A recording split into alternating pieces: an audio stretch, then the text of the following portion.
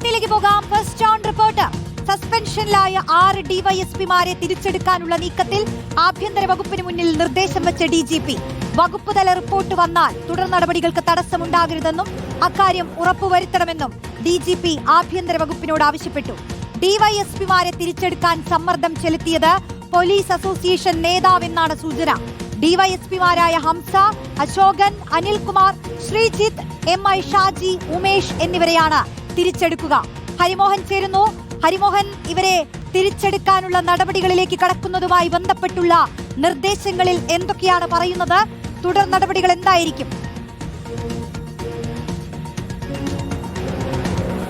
റോഷ്നി, അതിഗുരുതരമായ ആരോപണങ്ങൾ നേരിട്ടതിനെ തുടർന്നാണ് ഈ 6 ഡിവൈഎസ്പിമാരെയും നേരത്തെ സസ്പെൻഡ് ചെയ്തിരുന്നത്. വകുപ്പ് തല അന്വേഷണവും പ്രഖ്യാപിക്കുകയുണ്ടായി. ഒരു വാച്യാന്വേഷണം നടത്തിക്കൊണ്ട് റിപ്പോർട്ട് സമർപ്പിച്ച് ആ റിപ്പോർട്ടിന്മേൽ തുടർ നടപടികൾ വേണോ വേണ്ടയോ എന്നുള്ള കാര്യം പോലും തീരുമാനിക്കപ്പെട്ടിട്ടില്ല. അവരിപ്പോഴും സസ്പെൻഷനിൽ തന്നെ തുടരുകയാണ്. അങ്ങനെ ഒരു ഘട്ടത്തിലാണ് ഈ ഉദ്യോഗസ്ഥ ക്ഷാമം ചൂണ്ടിക്കാട്ടിയത്. ക്ഷാമം എന്ന് പറയുമ്പോൾ നിയമസഭാ തെരഞ്ഞെടുപ്പ് വരികയാണ്. അപ്പോൾ പരിചയസമ്പന്നരായ മുൻപ് തെരഞ്ഞെടുപ്പുകളിൽ ഉത്തരവാദിത്വം വഹിച്ചിട്ടുള്ള ഉദ്യോഗസ്ഥരെ ഒക്കെ തന്നെ സർവീസിൽ നിലനിർത്തേണ്ടതുണ്ട്. അവർക്ക് തെരഞ്ഞെടുപ്പ് ചുമതലകൾ നൽകേണ്ടതുണ്ട് എന്നുള്ളതാണ് പ്രധാനമായിട്ടും പോലീസ് ആസ്ഥാനത്ത് നിന്ന് ചൂണ്ടിക്കാണിക്കപ്പെട്ടിരിക്കുന്നത്.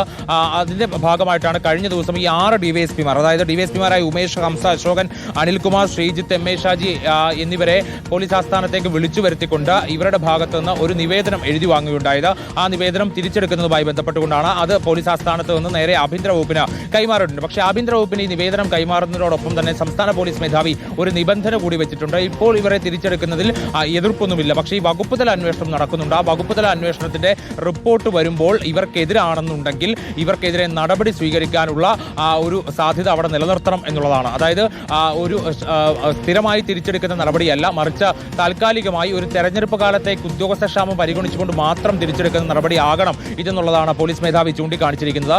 ആ റിപ്പോർട്ടിന്റെ അടിസ്ഥാനത്തിൽ നടപടിയെടുക്കാൻ പോലീസ് ആസ്ഥാനത്ത് നിന്ന് കഴിയണം, അതായത് തനിക്ക് കഴിയണം എന്നുള്ളതാണ് പോലീസ് മേധാവി ചൂണ്ടിക്കാണിച്ചിരിക്കുന്നത്.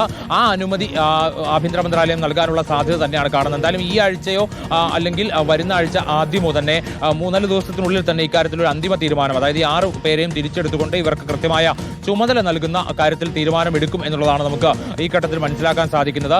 അതിൽ ഏറ്റവും പ്രധാനപ്പെട്ട ഒരു കാര്യം കൂടിയുള്ളത് ഈ തിരിച്ചെടുക്കൽ നടപടിയിൽ ഒരു പോലീസ് അസോസിയേഷൻ നേതാവ് കൂടി ഇടപെട്ടിട്ടുണ്ട് എന്നുള്ളതാണ്. അതായത് കഴിഞ്ഞ കുറേ ദിവസങ്ങളായി പോലീസ് ആസ്ഥാനം കേന്ദ്രീകരിച്ചുകൊണ്ട് പോലീസ് അസോസിയേഷന്റെ ഒരു മുതിർന്ന നേതാവ്, പ്രത്യേകിച്ച് തലസ്ഥാനത്ത് തന്നെ പ്രവർത്തിക്കുന്ന സർവീസിലുള്ള ഒരു മുതിർന്ന ഒരു പോലീസ് അസോസിയേഷന്റെ നേതാവ്, ഒരു ഉദ്യോഗസ്ഥൻ, അദ്ദേഹം ചില ഇടപെടലുകൾ നടത്തുന്നുണ്ടായി. ഈ 6 ഉദ്യോഗസ്ഥരുമായി, പ്രത്യേകിച്ച് ഉമേഷുമൊക്കെയായി വളരെ അടുത്ത ബന്ധമുള്ള ഉദ്യോഗസ്ഥനാണ്.